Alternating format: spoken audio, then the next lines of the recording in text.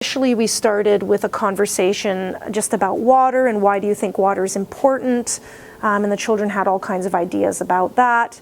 And then the following activity was that each group of children was given a number of images. This is just a small selection of them, and they were asked to look at the images and to think about the different ways that that we interact with water in our lives, or that other living things interact with water. And the children, as they were exploring these images, had to think about and discuss all the ways that they thought water was important, what they were noticing in the images, and to begin to look at some patterns between the images. So things like water being used to generate power, water for ceremonial purposes, water for irrigation, that many cultures use water for sacred ceremonies in many different areas of the world, that all living things need water. Some creatures live in water. We all need to drink water to live.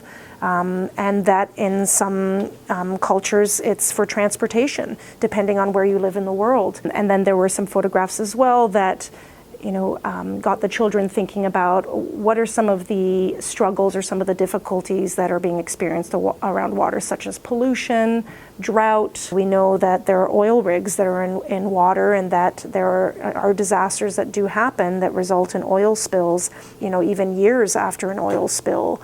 The consequences of oil spills are still devastating in many areas of the world. So we learned quite a bit about the Gulf of Mexico oil spill, and children are always deeply impacted when they see images of how wildlife and nature is affected. And in fact, many months after this, it happened to come up when we were talking about oil spills, when we were making posters for our water walk, and we were discussing pipelines, and the children brought up these very images that they had looked at probably on the second or third day of school, right here. I think to see an image, to be forced to face what happens to creatures when there is an oil spill, and to see the visual is to be able to imagine the suffering in a deeper way than just hearing about it. Yeah. I think we're all like that, right? The visual, it's like when we go to a movie, right?